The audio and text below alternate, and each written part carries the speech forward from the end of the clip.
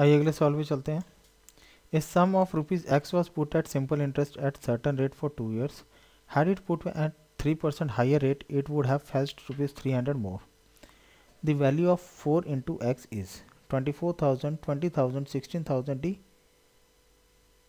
36,000। ठीक, तो यहाँ पे एक X अमाउंट है जो कि सिंपल इंटरेस्ट पे इन्वेस्ट की गई 2 साल के लिए। अगर उसको 3% हायर रेट पे इन्वेस्ट किया जाता तो उसको 300 ज़्यादा मिलते। तो हमें यहाँ पे पता नहीं 4 इंटू ये जो अमाउंट एक्स है, जो प्रिंसिपल अमाउंट है पहले, ठीक है, कितना होगा। तो आइए इसको करते हैं। तो यहाँ पे देखिए SI2 is equal minus SI1 300 बता रहा है। SI2 मीन्स जब इसने 3% हाइयर रेट पे इसने जो जब दिया है इस अमाउंट को, एक्स अमाउंट को, ठीक है, मान लीजिए एक्स अमाउंट है, उसने 3% हाइयर रेट पे दिया है। 3% हाइयर रेट मीन्स पहले इसने कुछ रेट पे दिया, मीन्स मान लीजिए R% पे दिया है, और जब दोबारा इसने दिया है 3% पे दिया मान लीजिए, ठीक है। हालांकि इसने दिया नहीं है, ये बोल रहा है कि अगर इसने R% से 3% ज़्यादा दिया होता, मीन्स R+3% ज़्यादा दिया होता, तो इसको 300 रुपये ज़्यादा मिलते, ठीक है। तो हमें यहाँ पे सिंपल इंटरेस्ट का डिफरेंस बता दिया है कि अगर 3% ज़्यादा माइनस R%, हमें यहाँ 300 है, ठीक। तो यहाँ पे आप देख लीजिए, अभी आपको समझ में आ जाएगा। तो simple interest 2 minus simple interest 1 is equal to 300। तो SI2 क्या है दूसरे केस में, जब R आपका रेट 3% ज़्यादा है, और SI1 क्या है, ये पहली कंडीशन जहाँ पे आपका रेट R% मान लीजिए 2 साल के लिए, एक्स प्रिंसिपल अमाउंट हमारा। इन दोनों का अंतर यहाँ पे हमें बताया गया है 300 रुपये, ठीक है।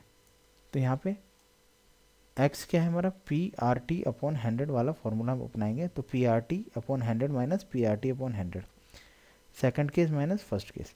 तो सेकंड केस क्या है, हमें 3% हाइयर है, तो हम प्रिंसिपल अमाउंट हमें यहाँ बताया गया एक्स है, ठीक है। एक्स हमारा प्रिंसिपल अमाउंट है।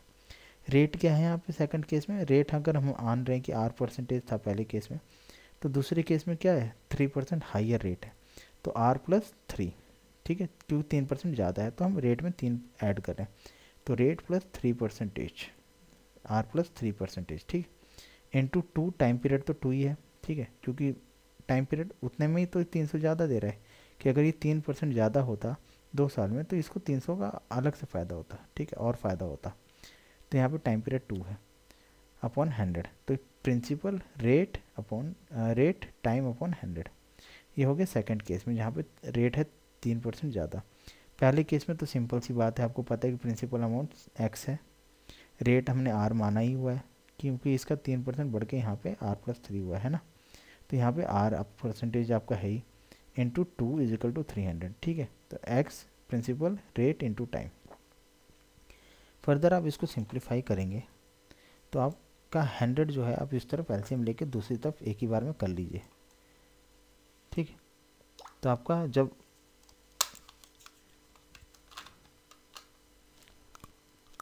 3000 जो है 300 जो है आपका जब 100 एलसीएम हो जाएगा, ठीक है, एलसीएम आपका 100 दूसरी तरफ चला जाएगा, ठीक है, एलसीएम ले लेंगे तब तो आप इस ब्रैकेट को खोलेंगे तो 2x इंटू आर कितना होगा 2rx, ठीक है, प्लस 2 इंटू 3 इंटू एक्स, 2 3 जा 6x, ठीक है, 6x माइनस इस ब्रैकेट को आप ब्रैकेट मतलब इस पोर्शन को आप जब सॉल्व करेंगे सिंप्लीफाई करेंगे तो 2rx, और एलसीएम वाला 100 दूसरी तरफ चला गया 300 इंटू 100 30,000। तो आपने देखा कि यहाँ पे 2rx, ऐसे केसेस में अधिकतर जहाँ पे R+3 आपका रेट 3% हायर होता है तो आपकी दो वैल्यूज़ मैक्सिमम केसेस में कैंसिल हो जाती हैं, ठीक है। तो 2rx कैंसिल हो गए, 6x इज इक्वल टू 30,000, ठीक है, 6x इज इक्वल टू 30,000। तो बहुत सिंपल सी बात होगी, अगर आपका 6 इज इक्वल टू 30,000 तो x कितना हो जाएगा 5,000 हो जाएगा, है ना। x इज इक्वल टू 5,000 हम देखते हैं ऑप्शन में ऐसा आंसर है, नहीं है। क्यों नहीं है, क्योंकि हमसे यहाँ पे 4x पूछा हुआ है, 4 इंटू एक्स। तो कभी भी आप इस आंसर को मिलाप मत कीजिएगा, जो आपका x आ गया, कभी कभी ऑप्शंस में आप देख लेते हैं 5,000 आ गया, आप उसको टिक कर देंगे एग्जाम में, लेकिन आंसर आपका गलत हो जाएगा वहाँ पे, ठीक है। हो सकता है आपको 5,000 भी दे दे और 4x की भी वैल्यू दे दे। तो यहाँ पे देखिए हमें 4x पता करना है, तो 5,000 इंटू 4 हमें बताना है, x की वैल्यू आ गई है, 4 इंटू एक्स हमें बताना है, तो 5,000 इंटू 4 हमें बताना है कितना होगा 20,000, ऑप्शन बी। ठीक है, तो क्वेश्चंस में आप एसएससी अधिकतर ऐसे क्वेश्चंस में क्या करता है, आपको ये वाली वैल्यू को भी ऑप्शंस में डाल देगा, ये वाली वैल्यू को भी इसमें डाल देगा, और कुछ और ऐसी वैल्यू जो बीच में कहीं आ रही हो वो भी डाल देगा। तो कहीं कहीं आपको जैसे कैलकुलेशन में आपको लगेगा कि वो आंसर ऐसे ही आप वर्बली टिक कर सकते हैं, नहीं कभी कभी गलत हो जाता है, क्योंकि हम कभी कभी इस चीज़ को भूल जाते हैं 4x क्या है।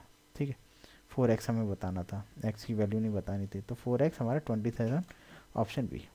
तो आपको अच्छा लगा तो लाइक शेयर सब्सक्राइब जरूर करें। Thank you for watching.